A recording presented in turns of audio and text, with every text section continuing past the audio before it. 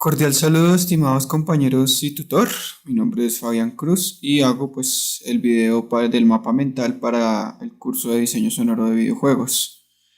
Entonces, en cuanto a la unidad 1, encontramos cinco temas principales que son los antecedentes, los medios lineales y no lineales de producción, el audio dinámico, la clasificación de los sonidos en los videojuegos y los middlewares y herramientas de diseño sonoro para videojuegos. Entonces, empezando por los antecedentes, nos encontramos que la historia del audio en los videojuegos se remonta a la historia de las consolas de videojuegos, ya que pues cada una de ellas tuvo un sistema de audio diferente que fue mejor que el anterior, por decirlo de alguna manera. Entonces en este caso empezamos en que el año 1972 la empresa Atari lanza su juego Pong, y este juego lo que nos permitía era un sonido de bip, que el sonido de bip en aquel entonces era producido por los ordenadores o computadores para indicar errores.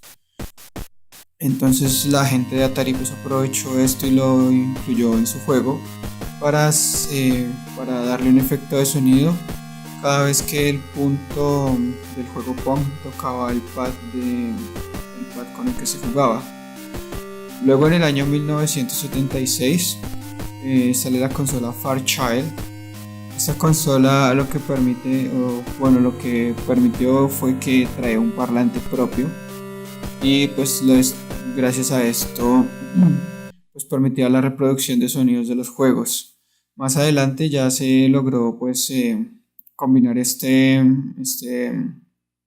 sonido o esta salida de audio con el canal de video, y pues lo que permitió conectarlo a un sistema de amplificación aparte a la consola, como es el caso del sonido del propio televisor, y pues gracias a esto pues se elimina la necesidad del parlante. Luego en 1977 la empresa Atari lanza su consola Atari 2600, que ya en esta consola vemos que hay un chip AMP, un chip de sonido AMP, que significa Advanced Music Processor.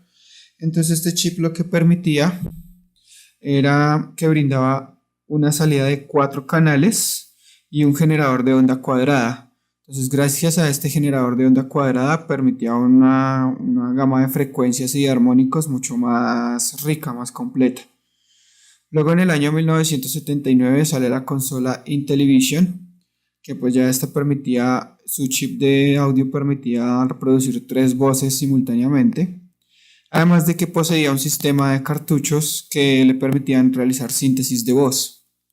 Entonces ya fue como la primera vez en la que se utilizó la voz en los videojuegos, aunque no llegó a ser muy popular en ese momento.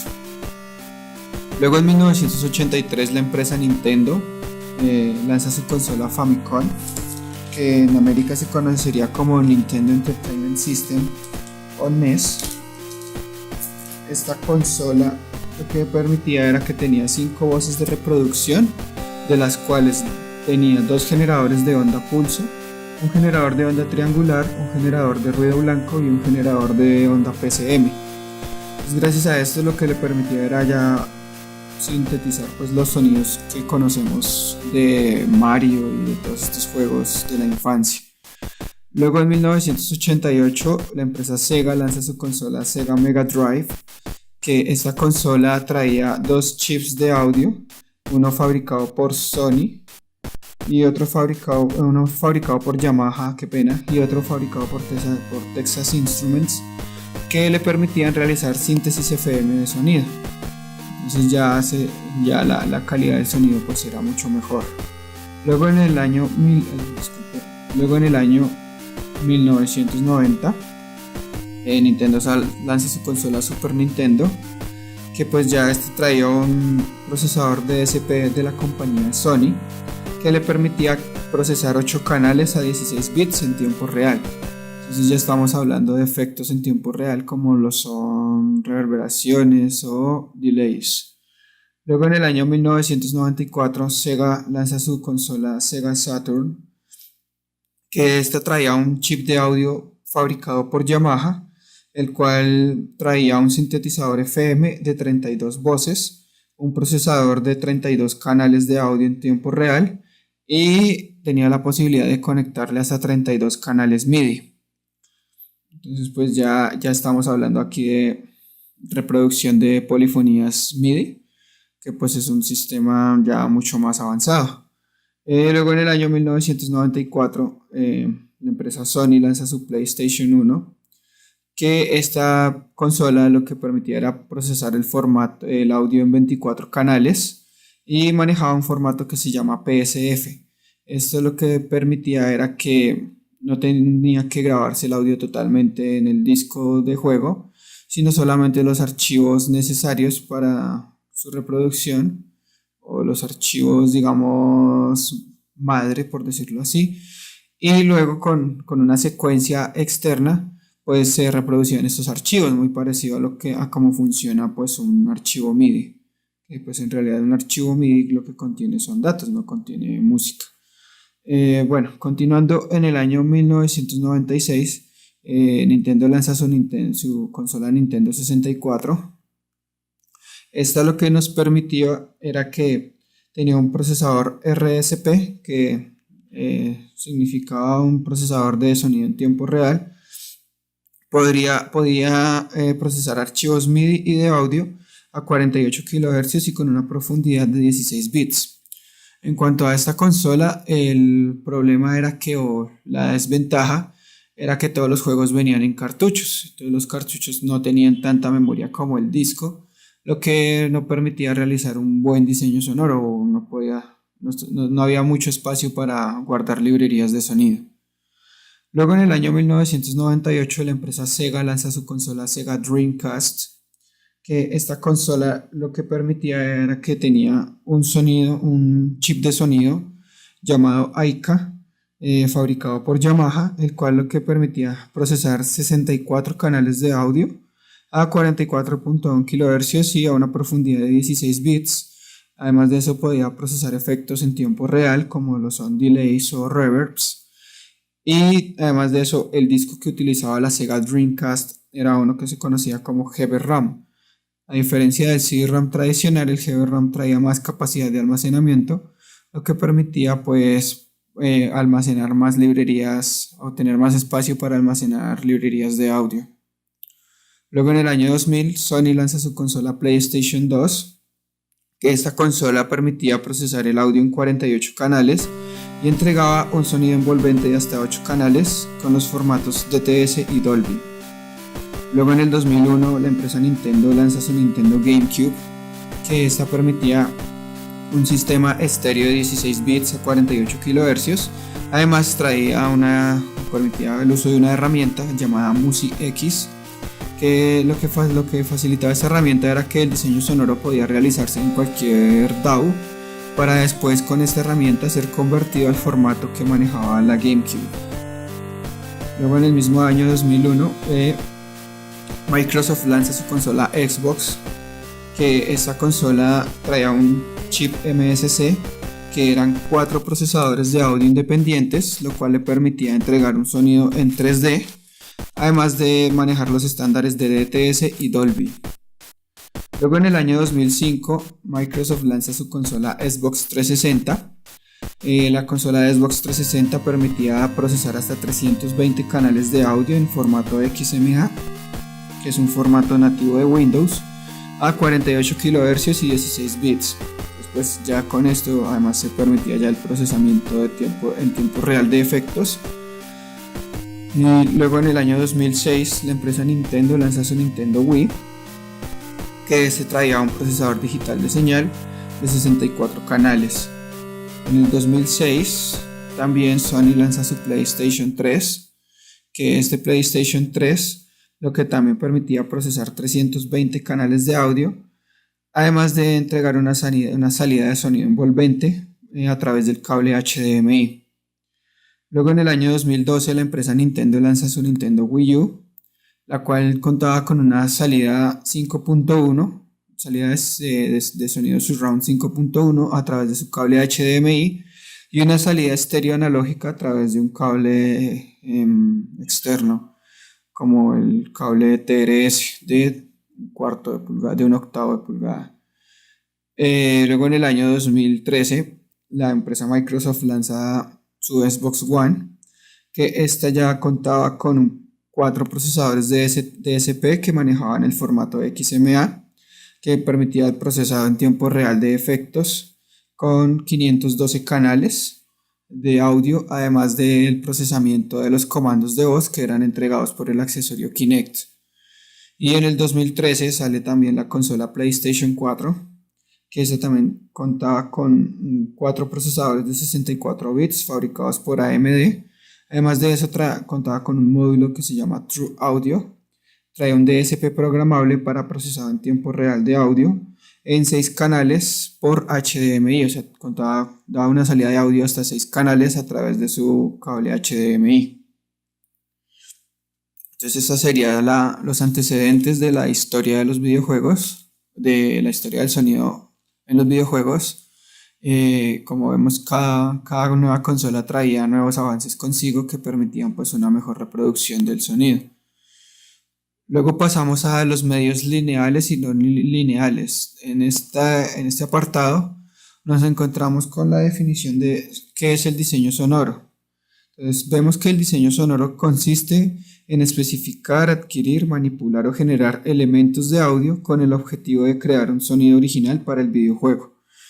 Entonces, ¿en qué consiste eso? En buscar sonidos grabados, ya sea por cuenta propia, por cuenta del diseñador sonoro, o hacer uso de librerías y efectos de procesamiento, como plugins y efectos externos, para crear los sonidos que se van a utilizar en los videojuegos. En la parte del diseño sonoro hay que tener en cuenta que para un buen diseño sonoro debemos involucrarnos en la historia del videojuego, en los personajes, también tener en cuenta los ambientes y elementos estéticos, que es como en fin de cuentas como la identidad del videojuego. Y pues teniendo en cuenta que el audio va a pasar a formar parte de esa identidad, pues hay que hacerlo pues lo más exacto posible, por decirlo de alguna forma. Luego vemos sobre el equipo de producción de audio en los videojuegos. Entonces, en cuanto al equipo de producción de audio en los videojuegos, nos encontramos con que hay, por lo general, en los juegos AAA, que son los juegos que se venden en la actualidad, como por ejemplo los GTA o los juegos Uncharted, todos estos juegos, vemos que en la parte de sonido siempre hay un director de sonido, que es el líder creativo y técnico y es el encargado de coordinar al personal. Además de eso, es responsable sobre el producto final que se obtenga de la producción de audio. Luego, más después está el diseñador sonoro, que el diseñador sonoro es el encargado de realizar todo el proceso creativo, además de proveer el material de audio para realizar el diseño sonoro del videojuego. Este material de audio puede provenir, por ejemplo, de artistas de voces y artistas Foley, que pues serían los encargados de los diálogos y de los efectos que podríamos encontrar dentro del videojuego. Que la definición de Foley como tal no se aplicaría de la misma forma que se aplica normalmente, ya que pues no hay una sincronía como tal del audio con el video, como se conoce con la definición de Foley, ya que la definición de Foley pertenece a una estructura lineal. Además de eso, el audio también podría venir de músicos y compositores, que sería la parte orquestada del videojuego, la parte musical, y todos estos archivos de audio y todas también de librerías y demás, pues son utilizadas por el diseñador sonoro, que a su vez se las comunica o trabaja de la mano con el programador de audio. El programador de audio es el encargado de codificar todo el audio para que los eventos activen las diferentes fuentes de audio. Además de eso, encontramos lo que es la estructura lineal y no lineal en una producción audiovisual. Entonces encontramos que en una estructura lineal siempre se sigue una secuencia predeterminada, lo que es el caso de una película o una serie de televisión. Siempre que se vuelva a reproducir el capítulo o se vuelva a reproducir la película, el sonido siempre va a ser el mismo. Mientras que en un medio no lineal vemos que el audio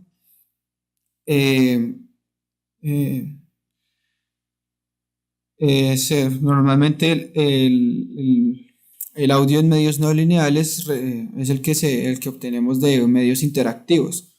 ¿Qué quiere decir esto? Que cada vez que se vuelve a ejecutar el medio interactivo, en este caso el videojuego, el audio siempre va a cambiar, el audio nunca va a ser el mismo. Entonces, por eso es una estructura no lineal. Además de eso, encontramos las etapas de sonorización de un videojuego, que en cuanto a estas etapas, pues tenemos la etapa de preproducción, producción y postproducción. En la etapa de preproducción, lo que se hace es la planeación y proyección de todos los eventos que van a generar un sonido dentro del videojuego. Para esto se utiliza algo que se llama el Game Audio Document, que esta preproducción se debe tener en cuenta el tipo y género del juego, cómo interactúa el sonido con los elementos del juego, las variables que alteran o cambian los parámetros del audio y el mapa emocional del sonido, que en este caso sería todas las sensaciones y emociones que se espera obtener del producto final de la producción de audio para el videojuego. Luego en la etapa de producción se crean los sonidos y las músicas del video y se usan librerías y efectos para crear nuevos sonidos. Entonces, como veíamos anteriormente, en esta etapa el sonido puede venir de varias fuentes, puede ser voces grabadas, voces sintetizadas, grabación de efectos en un estudio de Foley o el uso de librerías con procesadores de audio para de esta forma crear la identidad del videojuego. Además en esta etapa también se suele crear los códigos para usar los DSP de las consolas. Entonces esto lo que permite es que ya la mezcla no tiene que, o no se tienen que, no tenemos que enfocarnos mucho pues en el procesado del audio a la hora de hacer la mezcla, ya que esta mezcla va a ser controlada por los DSP que trae la consola. Entonces se programan estos DSP para que las reverberaciones y los cambios de volumen se ocurran también como eventos dentro del juego. Además de esto, también encontramos los sonidos Wallace, que son sonidos ambientales, o los sonidos de script, que son sonidos como descriptivos o narrativos, y los barks, que son sonidos no verbales, pero que hacen parte pues de la narrativa como tal del videojuego. Ya luego en la etapa de postproducción pues se hace lo que es el balance y la finalización de la mezcla del videojuego, aunque en esta parte hay que tener en cuenta que la mezcla del videojuego es una mezcla dinámica. ¿Qué quiere decir esto? Que la mezcla nunca va a ser la misma. Entonces, por lo general, en muchos videojuegos, por no decir en todos, se incluyen opciones que permiten cambiar la mezcla del audio, como por ejemplo bajar el volumen de efectos, de música, de diálogos y así. Continuando ya con el temario, el siguiente tema es el audio dinámico, que pues ya dentro del audio dinámico pues se consideran las propiedades del audio dinámico y la definición. Pues tenemos que el audio dinámico es el audio que cambia según la interacción en un medio interactivo. ¿Qué quiere decir esto? Que el audio dinámico siempre es un audio cambiante, que según la interacción va a haber un evento diferente de audio, y además este evento de audio puede en sí mismo ser diferente cada vez que se hace la misma interacción. Dentro del audio dinámico tenemos algunas propiedades que son la interactividad, la adaptabilidad y la variabilidad. Dentro de la interactividad podemos decir que es la propiedad de un objeto de respuesta ante un evento provocado. Entonces lo que quiere decir es que en cuanto por ejemplo digamos nos chocamos contra un obstáculo en el videojuego, este obstáculo va a crear un sonido. Entonces este sonido es una respuesta a una interacción del jugador. Además tenemos la adaptabilidad, que se refiere al audio producido en un entorno virtual y que responde a los eventos del entorno. ¿Qué quiere decir esto? Digamos cuando en el videojuego el personaje cambia de medio, por ejemplo de estar en un campo abierto a entrar a una casa, entonces el sonido ambiente va a cambiar o va a desaparecer. Si el sonido ambiente cambia a un filtrado o algo así, podemos decir que es un audio adaptativo, ya que se adapta a las condiciones del entorno. Y luego tenemos la variabilidad, que la variabilidad hace a la referencia a las diferencias ligeras en sonidos repetitivos. Entonces, por ejemplo, normalmente los pasos que se dan en el concreto son diferentes a los pasos que se dan en el pasto o a los pasos que se dan en la arena. Entonces, si el personaje está moviéndose por diferentes tipos de suelo, dentro del videojuego los pasos van a tender a cambiar. Entonces, esto lo que permite es obtener una variabilidad. Del mismo modo, hablando ya más de la cuestión de los pasos, el, el personaje puede siempre que los pasos suenen diferente. Y esto lo que permite es evitar la fatiga auditiva, que pues puede llegar a cansar y aburrir al jugador. Además, dentro del audio dinámico tenemos lo que es el sonido diegético y el sonido no diegético. ¿Qué significa diegético? La diégesis es el desarrollo narrativo de los hechos. En el caso de los videojuegos, todos los elementos que hacen parte del personaje o la historia narrada. ¿Qué quiere decir esto? Que la diégesis o los elementos diegéticos del videojuego son todos los elementos que hacen parte de la narración del juego mismo o que complementan o cuentan la historia del videojuego. Entonces, dentro de estos tenemos el sonido diegético, el cual podemos decir que es el que ocurre dentro del entorno del videojuego. ¿Qué quiere decir esto? Que la fuente es visible en la pantalla o está presente dentro del entorno del videojuego. Dentro de este sonido diegético encontramos el adaptativo, que es el que ocurre en el entorno del videojuego, que pues como pueden ser los pasos, puede ser el viento. El interactivo, que es el provocado por la interacción del jugador con el entorno, por ejemplo, cuando el jugador choca contra obstáculos, por ejemplo, cuando conversa con NPCs, cuando lanza habilidades, sería un sonido interactivo, es este.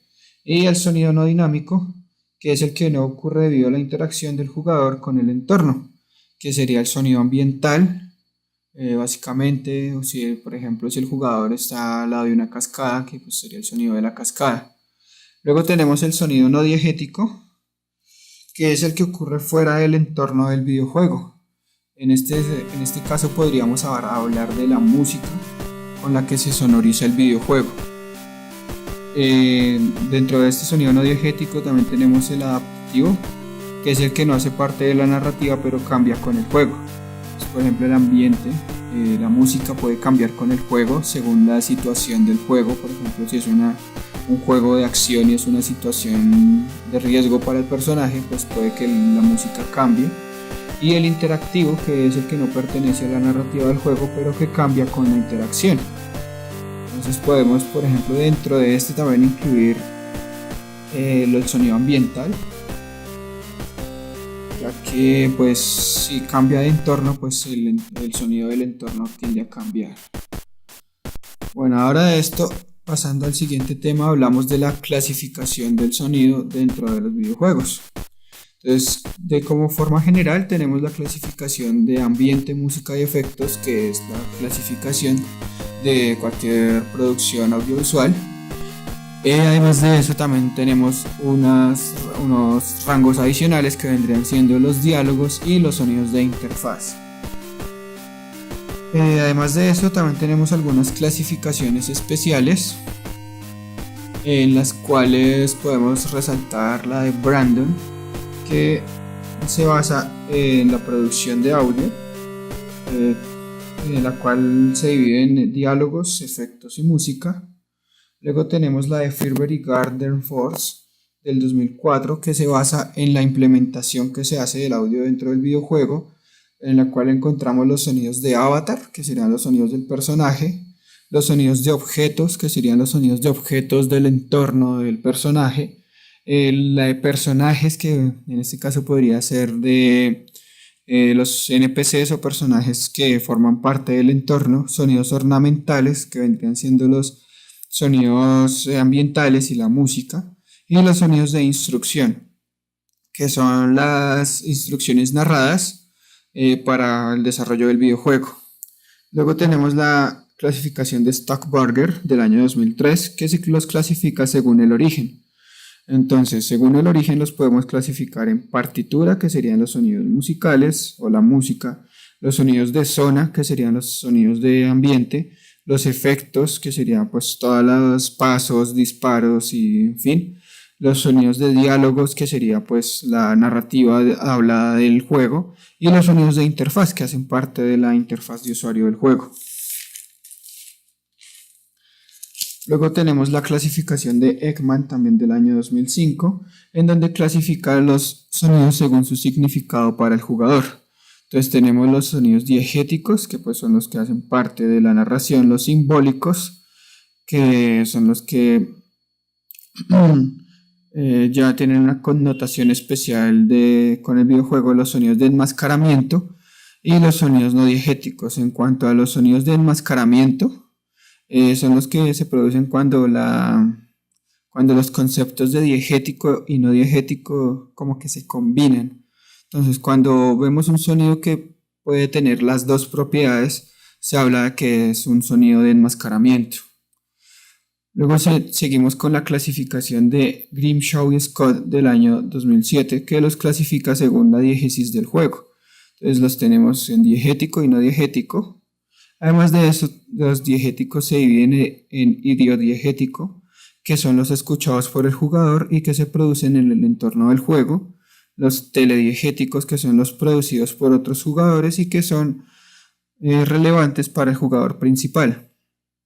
Luego estos idiodiegéticos se dividen en kinediegéticos, que son los generados por la interacción directa del jugador, y los exodiegéticos, que son los sonidos idiodiegéticos que no se generan con interacción del jugador.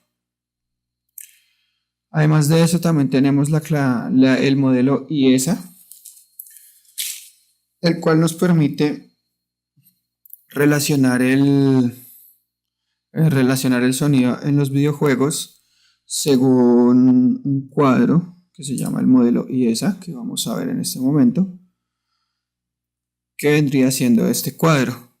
Entonces acá podemos clasificarlo según la interacción que tienen con el personaje, que serían los sonidos de actividad y los sonidos de configuración, y la interacción de acuerdo a la narrativa del juego, que puede ser diegético o no diegético. Entonces dentro de este espacio tenemos los sonidos de interfaz, que pues hacen parte de la interacción que tiene el jugador con el entorno, pero que pueden llegar a ser no diegéticos, ya que no necesariamente representan la narración del videojuego. Luego tenemos los sonidos de efecto, que también hacen parte de la interacción del usuario con el videojuego y que son diegéticos, ya que hacen parte de la narración. Dentro de esto podemos encontrar los disparos, las explosiones. Luego tenemos los efectos de zona, que hacen parte pues de la narración del juego, pero que no se relacionan directamente con la interacción del jugador. Entonces los sonidos de zona, encontramos los sonidos de ambiente, por ejemplo, ya que pues el sonido de ambiente no se modifica tanto con la interacción del jugador. Y los sonidos de afectación, que son todas las sonidos que no tienen que ver con la interacción del jugador, pero que tampoco representan o hacen parte de la narrativa como tal del videojuego. Continuando con la mapa mental, luego tenemos el otro temario, en el cual vemos los middlewares y herramientas de desarrollo sonoro. Entonces, dentro de las herramientas de diseño sonoro para los videojuegos, hay que tener en cuenta que todos los videojuegos se realizan con un motor de juego. Este motor de juego puede ser Unity, puede ser Unreal, bueno, puede ser cualquier motor de videojuego. Y este motor de videojuego a su vez está compuesto de varios submotores, por decirlo así. Está el motor gráfico, pues que es el encargado de la parte gráfica, de las texturas y de los modelos. El motor físico, que es el encargado de cómo interactúan los diferentes objetos entre sí y la interacción que tiene el jugador con los objetos, como por ejemplo en un juego de fútbol cuando un personaje patea el balón, pues el movimiento del balón es responsabilidad se da gracias al motor físico. Luego tenemos el motor de inteligencia artificial, que tiene que ver con todo lo que es el desarrollo como tal del videojuego. El motor de inteligencia artificial podemos representarlo, por ejemplo, en la toma de decisiones en un juego. Y el motor de audio, que el motor de audio pues es el que nos ocupa y es el encargado pues de procesar todo lo que es el audio del juego. Dentro de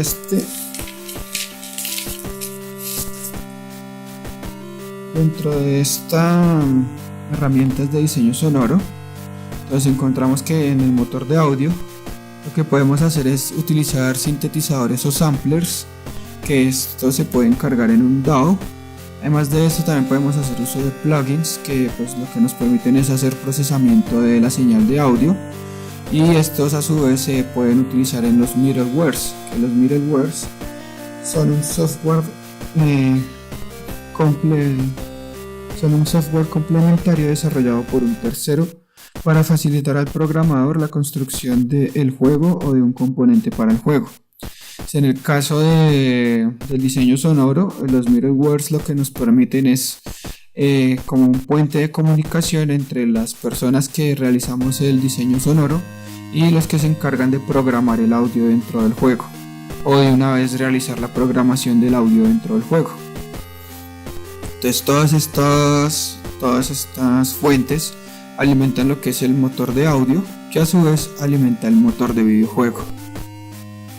Entonces, hasta aquí sería pues el video del temario del curso o de la unidad 1 para el diseño sonoro de videojuegos, y hasta una próxima ocasión.